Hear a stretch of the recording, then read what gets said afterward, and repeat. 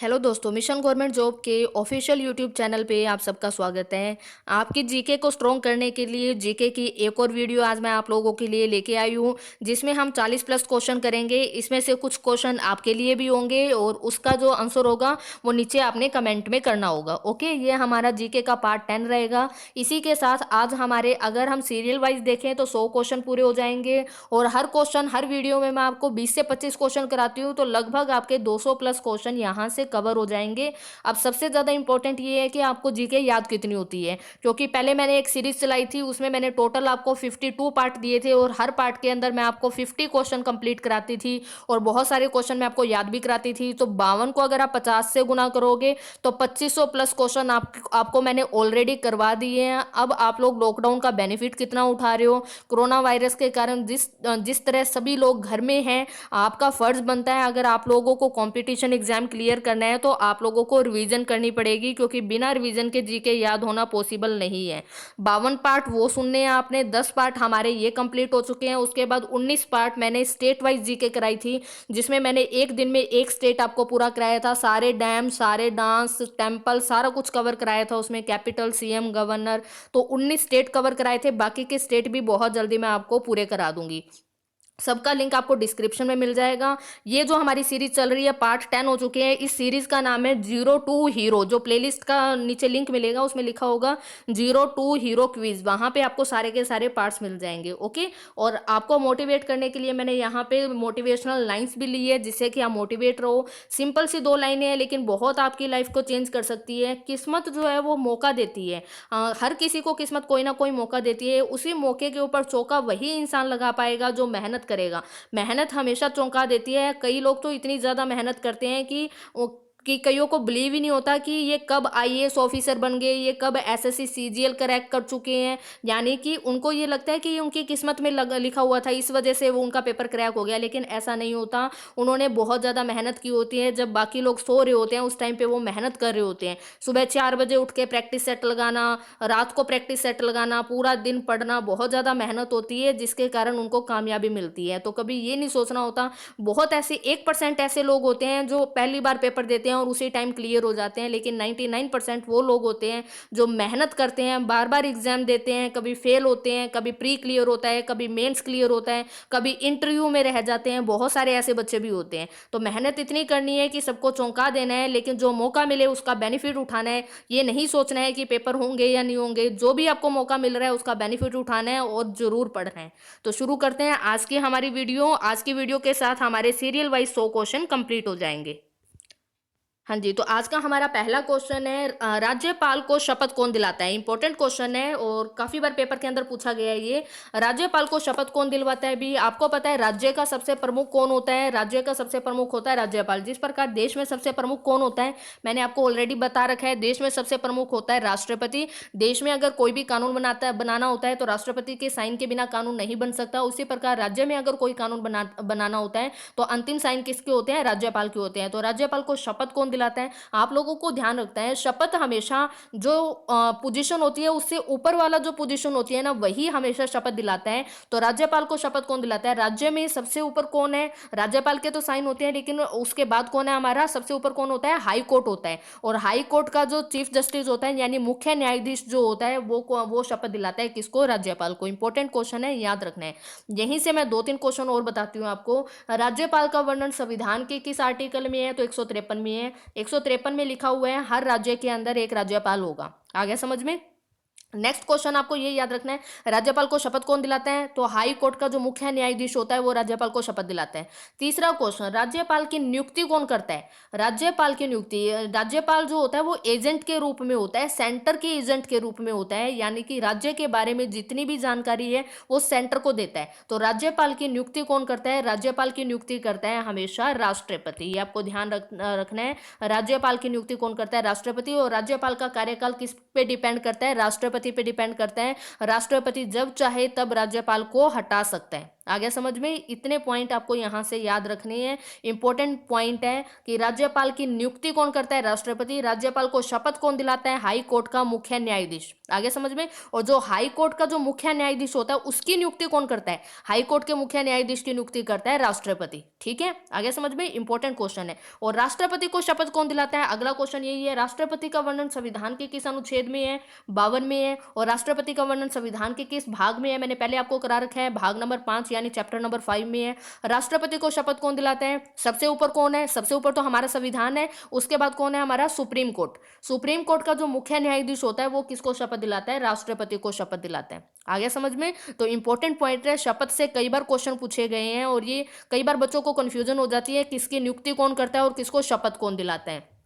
तो राष्ट्रपति को दिलाता है सुप्रीम कोर्ट का मुख्य न्यायाधीश और राज्यपाल को दिलाता है हाई कोर्ट का मुख्य न्यायाधीश। और हाई कोर्ट के मुख्य न्यायाधीश की और राज्यपाल, इन दोनों की नियुक्ति कौन करता है, राष्ट्रपति करता है। आगे समझ में। और अनुच्छेद मैंने यहाँ पे आपको साथ में बता दिए, इंपॉर्टेंट है। और राज्यपाल, राष्ट्रपति और उपराष्ट्रपति तीनों की मिनिमम आयु कितनी होनी चाहिए बनने की, 35 साल। और इनकी रिटायरमेंट आयु कोई भी नहीं होती, ये आपको याद रखनी है। सुप्रीम कोर्ट के जज की रिटायरमेंट आयु 65 साल होती है और हाई कोर्ट के जज की रिटायरमेंट आयु 62 साल होती है। इनकी मिनिमम आयु भी कोई नहीं होती। तो कम से कम 10 क्वेश्चन मैंने आपको यहाँ से बता दिए। जितनी ज्यादा रिवीजन करोगे उतना ही बेनिफिट होगा जीके में आपको। अगर वीडियो पसंद आई है तो इसी टाइम वीडियो को लाइक करिए, अगर नहीं पसंद आती तो डिसलाइक करिए। दो ऑप्शन है आपके पास, या तो लाइक करिए या डिसलाइक करिए। अगले क्वेश्चन से पहले आपको ये करना है। नेक्स्ट क्वेश्चन है हमारे पास, राज्यसभा में वर्तमान में कुल कितने सदस्य हैं।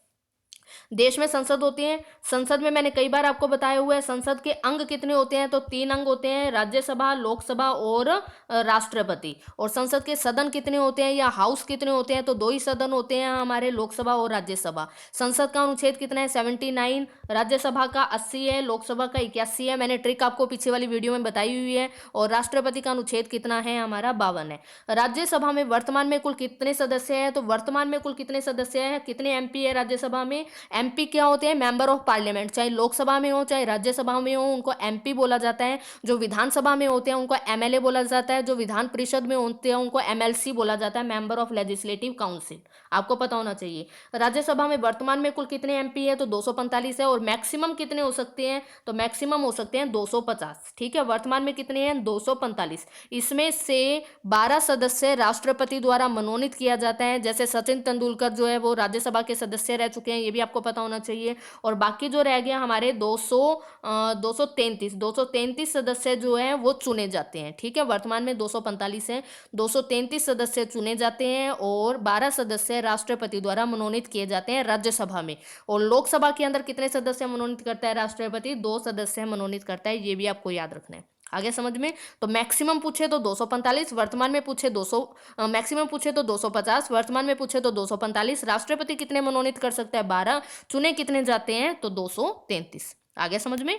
नेक्स्ट क्वेश्चन है हमारा, साइंस का क्वेश्चन है ये हमारा। हर सब्जेक्ट से क्वेश्चन लेती हूं मैं ताकि आपकी ओवरऑल जीके कवर हो। Fe यानी आयरन, आयरन की परमाणु संख्या यानी एटॉमिक नंबर कितना होता है। आयरन का सिंबल Fe होता है, याद रखना है। आयरन की परमाणु संख्या कितनी होती है, तो परमाणु संख्या कितनी होती है, 26 होती है। और इतना भी याद रखना है, एटॉमिक नंबर जो होता है ना, जितने एटॉमिक नंबर होता है, जिस जैसे Fe का एटॉमिक नंबर 26 है, तो अगर पूछे आयरन के अंदर प्रोटोनों की संख्या कितनी होती है, तो प्रोटोन कितने होते हैं, प्रोटोन भी कितने होते हैं, 26 ही होते हैं। और अगर पूछे इलेक्ट्रॉन कितने होते हैं, तो जितना प्रोटॉन होते हैं उतने इलेक्ट्रॉन होते हैं। तो ये प्रोटॉन भी इतने ही है, इलेक्ट्रॉन भी इतने हैं और इसका एटॉमिक नंबर भी यही है। ठीक है, आ गया समझ में। और एक होता है एटॉमिक मास, एटॉमिक मास में से जब हम प्रोटॉनों की संख्या माइनस कर देंगे तो वो हमारे पास क्या बच जाएगा, हमारे पास न्यूट्रॉन बच जाएंगे। आगे समझ में। संविधान सभा में कुल कितनी महिलाएं थी, संविधान बनाने के लिए संविधान सभा का गठन किया गया था। ऑलरेडी मैंने जो 52 पार्ट आपको कराए थे उसमें संविधान की सारी अनुसूचियां, सारे चैप्टर मैंने याद करा रखे हैं। अगर आप लोग इंटरेस्टेड हो तो सुन लेना जाके। संविधान सभा में कुल कितनी महिलाएं थी, तो संविधान बनाने के लिए जो संविधान सभा का गठन किया गया था उसमें बहुत सारे मेंबर थे। क्वेश्चन ये है उसमें महिलाएं कितनी थी, तो 15 महिलाएं थी। आगे समझ में। नेक्स्ट है हमारा, भारत देश किस महाद्वीप में स्थित है। टोटल कितने महाद्वीप है, भी 7 महाद्वीप है।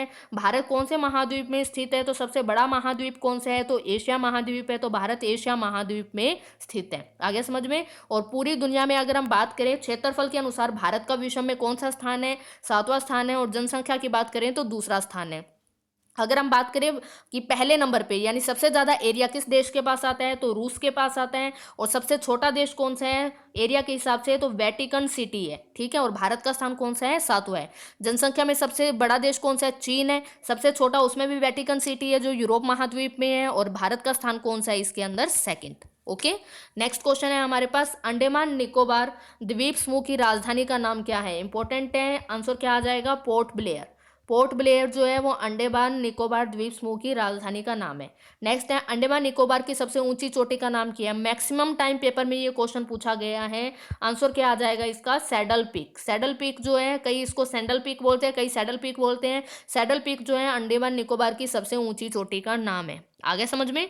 नेक्स्ट है, अंडमान निकोबार द्वीप समूह को आजादी से पहले किस नाम से जाना जाता था, तो आजादी से पहले काला पानी के नाम से जाना जाता था।